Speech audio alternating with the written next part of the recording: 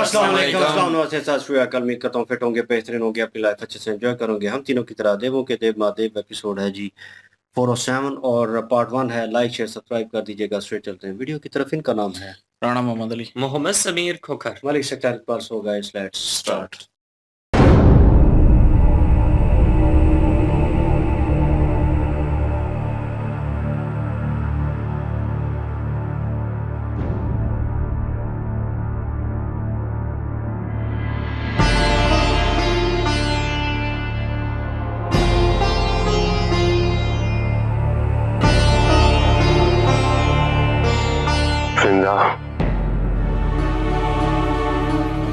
वृंदा, मैं तुमसे अति आवश्यक बात करना चाहता हूं। कहिए।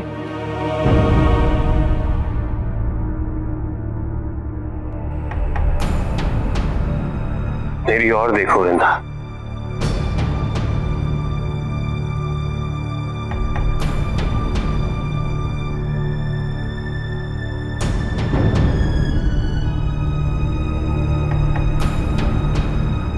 तो तुम भी मुझसे रुष्ट हो।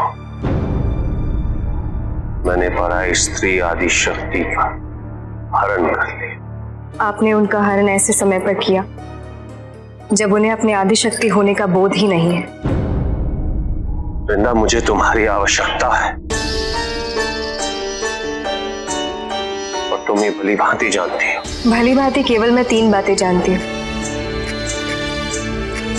पहला, आप मेरे स्वामी हैं। दूसरा, मैंने अपने आराध्या के सामने आपको सर्वस्व स्वीकार किया है। और तीसरा, मैं अपने अंतिम श्वास तक पतिव्रता होने का धर्म निभाऊंगी। मुझे पार्वती में कोई रुचि नहीं है। वो तो केवल एक माध्यम है मेरे उद्देश्य की पूर्ति हेतु, मेरी अपनी सुरक्षा हेतु, इस युद्ध में विजयी होने हेतु। युद्ध जीतने के लिए आप जैसे वीर योद्धा से ऐसे विकल्प का चुनाव अनपेक्षित ही नहीं, अशोभनीय भी है।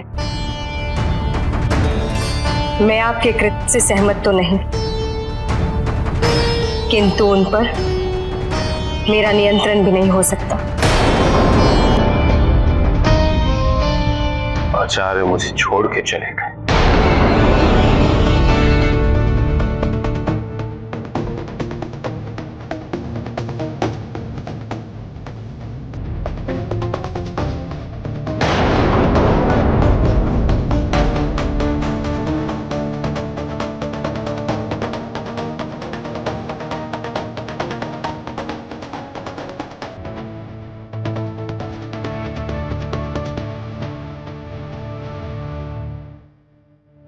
तुम पतिव्रता धर्म की बात करती हो, किंतु मन ही मन तुमने भी मेरा परित्याग कर दिया।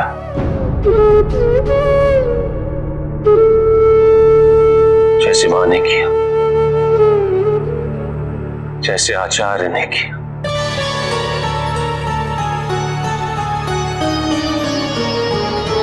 क्या लाभ होगा तुम्हारी इस पूजा से यदि तुम्हारे स्वामी की ही मृत्यु हो जाए?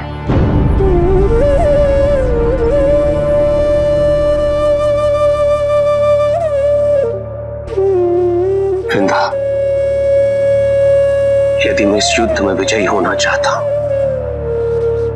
तो इसलिए नहीं कि मैं महादेव का स्थान ले सकूं, अपितु इसलिए कि मैं तुम्हारे साथ एक सुखी दाम्पत्य का आनंद ले सकूं। ये सब हमारे लिए है, हम दोनों के लिए।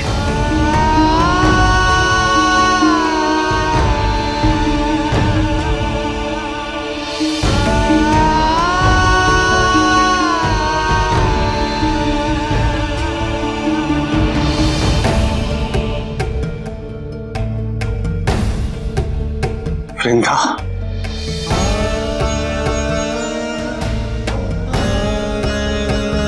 तुम 3 बातें जानती होगी, किंतु मैं केवल एक ही बात जानता हूं कि मुझे तुम्हारी आवश्यकता है।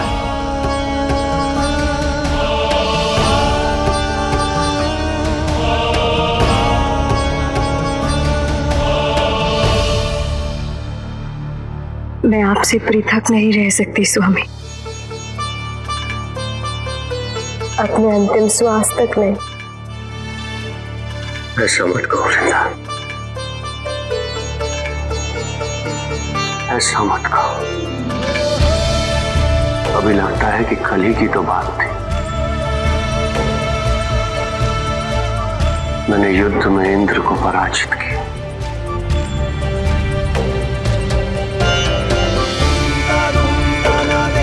तुमसे विवाह किया, सब ठीक था। और अकस्मात ये सब क्या हो गया? मैं कभी नहीं चाहता था कि ऐसा हो। तुम ही बताओ वृंदा, मैं क्या करूं? मैंने पार्वती का हरण क्या कर लिया? मेरा तो संसार ही बिखरने लगा। यदि मैं पार्वती को मुक्त कर दूं तो मैं अपनी मृत्यु सुनिश्चित करता हूं। वृंदा, मुझे भय मृत्यु का नहीं है वृंदा। भय है तो तुम्हें खोने का, तुमसे दूर होने का। मैं तुम्हारे साथ जीवित रहना चाहता हूं, प्रत्येक क्षण, असंख्य क्षण।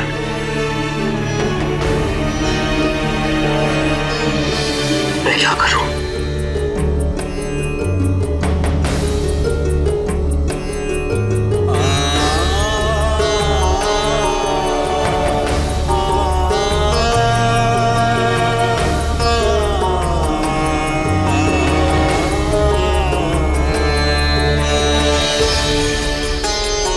आपने जो कुछ भी किया मैं उसको परिवर्तित तो नहीं कर सकती,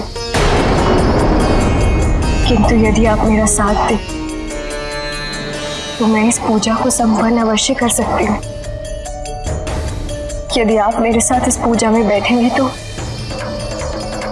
आप अजय हो जाएंगे स्वामी। हाँ स्वामी, आप अमर हो जाएंगे। फिर निर्भीकता से आप माता पार्वती को मुक्त कर सकेंगे। और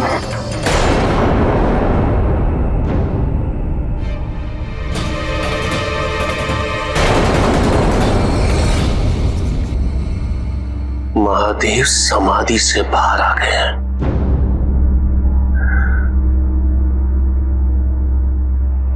मुझे जाना होगा। आप मेरे साथ इस पूजा में बैठना नहीं चाहते, इसीलिए ऐसा कर रहे हैं ताकि। नहीं वृंदा, ऐसा नहीं।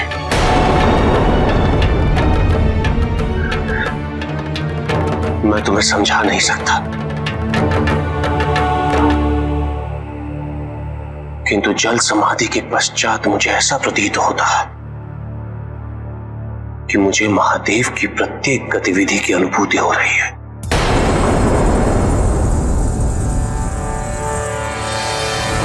महादेव का समाधि से बाहर आने का अर्थ है कि पार्वती भी समाधि से बाहर आने वाली है। सुनिए स्वामी, मत जाइए स्वामी, मुझे ये पूजा संपन्न कर लेने दीजिए। आपकी सुरक्षा के लिए क्या अनिवार्य है।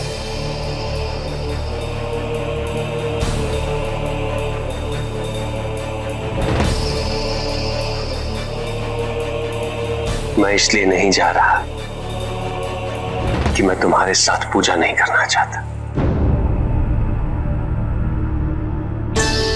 भले ही मुझे इस पूजा पर विश्वास ना हो, किंतु तुम पे, तुम्हारे प्रेम पे मैं शीघ्र ही लौटूंगा। वचन दीजिए स्वामी, आप शीघ्र लौटेंगे।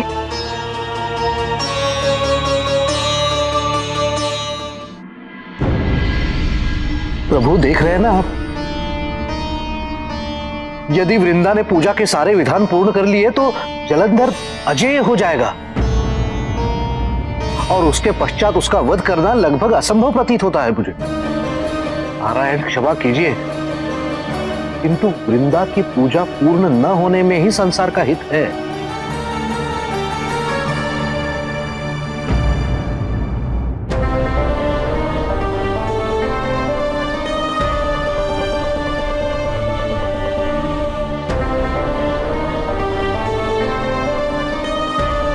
जलंधर मेरा भाई है, मैं उसका उद्धार करना चाहती थी, उसे समझाने का प्रयत्न भी किया,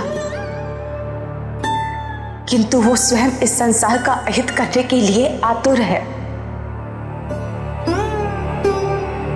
उसने छल से देवी पार्वती का हरण किया। इस दुष्कृत्य से उसके मन का विकार प्रत्यक्ष हो गया है और इसमें कोई संदेह नहीं कि उसे रोकना अनिवार्य है।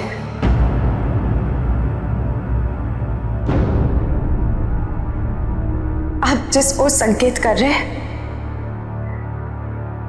मैं उससे सहमत हूं,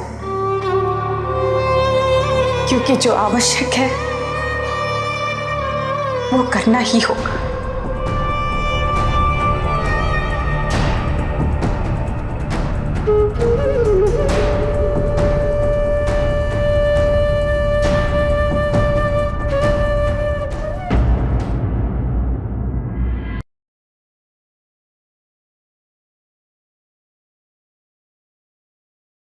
सीन बड़ा इमोशनल है जी। जलंधर जो है वो वापस आए हैं राजकुमारी वृंदा जो है उनके पास, और राजकुमारी वृंदा से वो बातचीत करना चाहते थे, लेकिन राजकुमारी वृंदा उनसे नाराज है।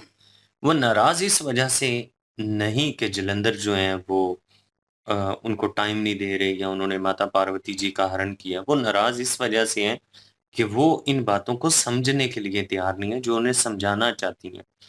लेकिन फिर भी जलंधर ने जब बातें की हैं तो राजकुमारी वृंदा का दिल नरम हो चुका है अपने स्वामी के लिए, क्योंकि वो उनसे प्रेम करती हैं। और प्रेम में कितनी ही नाराजगी क्यों ना हो, जब सामने खड़ा महबूब जो है वो प्यार की बातें करे, तन्हाई की बातें करे, तो फिर दिल जो है वो मोम हो ही जाता है। यहाँ पर जब उन्होंने कहा जलंधर ने कि शुक्राचार्य जी मुझे छोड़ गए, माता छोड़ गई, कहीं ना कहीं आप भी मुझे छोड़ गई हैं, फिर राजकुमारी वृंदा ने उनको यकीन दहानी करवाई है कि ऐसा कुछ नहीं है और उन्होंने उनको नहीं छोड़ा। लेकिन ये है कि इस बात के ऊपर उनको एतराज है कि माता पार्वती जी का हरण उनको नहीं करना चाहिए था। अब जलंधर जो है उनकी सुरक्षा के लिए एक पूजा का बंदोबस्त किया है, और राजकुमारी वृंदा ने वो चाहती थी कि जलंधर उनके साथ मिलकर पूजा करे। लेकिन जलंधर को आभास हो जाता है जी शिव जी की हर एक स्थिति का। यहाँ पे शिव जी समाधि से बाहर आए हैं तो जलंधर जाहिर सी बात है उनका अंश है, तो उसको पता चल गया कि वो समाधि से बाहर आ गए। तो वो यही चाहता था कि वो भी बाहर आए और माता पार्वती जी भी बाहर आए, तो अगला स्टेप वो ले सके, इसी चीज का इंतजार कर रहा था। अब वृंदा ने रोकने की कोशिश की है, लेकिन वृंदा को जाते हुए वचन दे के गया कि वो जल्दी लौटेगा। जी बिल्कुल जी, इस पार्ट में प्रेम जो है वो दिखाया गया है जलंधर और अपना वृंदा वृंदा का। और वाकई ये दोनों एक दूसरे से प्रेम तो करते हैं, इसमें कोई शक नहीं है। और हर अच्छे बुरे काम में जो है वो एक दूसरे का साथ दे रहे हैं। लेकिन वृंदा देना नहीं चाहती, लेकिन प्रेम के आतु जो है वो दे रही है और अपने पति को जो है बचा रही है, उसको अमर बना रही है। और उसके लिए उसने पूजा रखी हुई है, और अगर पूजा वो सफल हो जाती है, जिस तरह के विष्णु जी और अपना देव ऋषि जो हैं वो बात कर रहे थे, तो अगर वो सफल हो जाती है तो फिर वो अमर हो जाएगा जलंधर और उसको मारना संभव हो जाएगा। तो इसलिए अब वो पूजा मुकम्मल नहीं होने देनी है, और उसमें देवी लक्ष्मी जो है वो या विष्णु जी जो हैं वो बाधा डालेंगे और वो पूजा जो है वो पूरी नहीं होने देंगे। अब जल समाधि लेने के बाद इसको जलंधर को जो है वो अब आभास हो जाता है कि शिव जी की क्या करने लगे हैं और किधर हैं, इस तरह का उसको आभास होता है। और वो कह रहे हैं कि जी शिव जी जो हैं वो समाधि से बाहर आ चुके हैं, तो इसका मतलब माता पार्वती भी समाधि से बाहर आने वाली हैं, तो अब वो वहां पे जाना चाहता है जी। पता नहीं अब क्या करना है इसने, क्या नहीं करना वहां पे जाके, लेकिन वो उधर नहीं बैठ रहा अब पूजा में। तो पूजा जो है वो अकेले करेंगी तो वो अमर हो जाएगा, इसलिए पूजा उन्होंने करने नहीं देनी है इसको पूरी। और लेकिन यहाँ पे प्रेम और उनका जो है वो प्यार जो है वो दिखाया गया है, और एक दूसरे के बगैर वो रह नहीं सकते। और नाराज भी थी और गुस्सा भी थी, लेकिन उसने राजी करवा लिया है वृंदा को, और अपने लिए मना भी लिया है। अब वो इनको अमर बनाने के लिए जो पूजा कर रही है, तो वो भी वो एज अ मतलब कि पत्नी जो है वो ये कार्य कर रही है। हालांकि वैसे देखा जाए तो जलंधर जो है यहाँ पे गलत है, और वृंदा को जो है वो रोकना चाहिए था और उसको कहना चाहिए था कि उनको वापस करें और उनसे क्षमा मांगे, जैसे गुरुचार्य जी ने बोला था। हम्म। तो इसको मजबूर करना चाहिए था शुक्राचार्य जी को और वृंदा को, दोनों को। तो लेकिन ये सुन नहीं रहे थे, लेकिन अभी इसको आवश्यकता है तो ये आ रहा है, गिड़गिड़ा रहा है, कभी शुक्राचार्य जी के पास, कभी अभी अपनी पत्नी वृंदा के पास जो है वो आके गिड़गिड़ा रहा है कि मुझे आवश्यकता है आपकी और आप मेरा साथ दें। तो ये मतलब कि उसको समझाएं और उसको कहें कि महादेव जी से जो है वो क्षमा मांग ले तो सारा कुछ ठीक हो जाएगा। लेकिन वो कह रहा है कि मैंने जो काम कर दिया है ना, सारा कुछ ठीक चल रहा था, लेकिन जो मैंने कार्य कर दिया है माता पार्वती का जो है वो हरण करके, तो उससे लगता है कि मेरा सारा कुछ उजड़ गया है, और अगर मैं ये खत्म भी करने की कोशिश करता हूँ तो मेरी मृत्यु जो है वो तय है। तो वो इसीलिए पूजा कर रही हैं कि वो भी यही चाहती हैं कि पूजा करके अमर हो जाएंगे और फिर वो माता पार्वती को जो है वो अपना छोड़ देंगे और सारा कुछ जो है उनसे माफी मांग लेंगे, तो वो इनकी मृत्यु भी नहीं होगी। अगर वो मृत्यु करना चाहेंगे भी तो मृत्यु नहीं होगी इसकी, जलंधर की, तो इसलिए वो वापस आ जाएंगे। तो असल में इसका तो मकसद ये है, लेकिन जलंधर कुछ और सोच के बैठा हुआ होगा। और जो इनका प्रेम दिखाया गया है, मुझे लगता है जलंधर जो है वो अब बस नजदीक ही है, जाने वाला है, या हो सकता है कि वृंदा जो है वो उसको कुछ होने वाला है। तो बहरहाल ये अभी आगे देखते हैं कि क्या होता है। बिल्कुल जी। और वृंदा ने वो नाराज तो थी उनसे, लेकिन यह है कि उनको रोकने की कोशिश की और एक किस्म की कह लें कि शर्म दिलाने की कोशिश की है कि आपको ये आपके कैलिबर को सूट नहीं करता। आप एक योद्धा थे और एक योद्धा जो है एक लड़की का अपहरण करेंगे, वो भी माता पार्वती जी का। तो मतलब ये चीज़ जो है ये अच्छी नहीं लगी मुझे। और जिस तरह उन्होंने बताया सारी स्टोरी कि अब वो छोड़ गए हैं शुक्राचार्य जी और तुम भी जो है वो अलग हो रही हो, उन्होंने फिर भी नज़दीक होते हुए पत्नी का एक किस्म का धर्म निभाया है, लेकिन अब वो हाथ छुड़वा रही थी उनसे। और उससे साफ लग रहा था कि वो इस चीज़ को लेकर नाराज़ है उनसे। और इंद्रदेव को लग रहा था कि ये पर्सनल कह लें कि एक किस्म का मोटिव है उनका।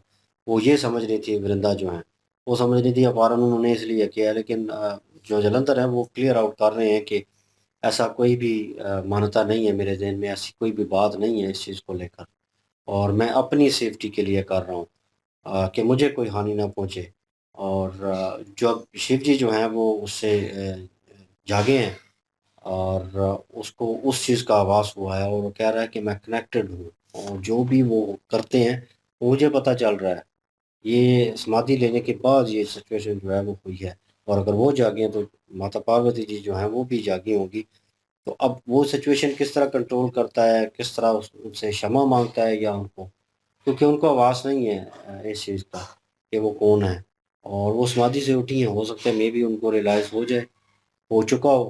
तो ये तो पता चलेगा जी। नेक्स्ट पार्ट में चलते हैं। लाइक शेयर सब्सक्राइब कर दीजिएगा। इंशाल्लाह मिलते हैं नेक्स्ट वीडियो में। अपना ख्याल रखिएगा, तो हमें याद रखिएगा। तब तक के लिए अल्लाह अल्लाह हाफिज, हाफिज़, पीस। पीस।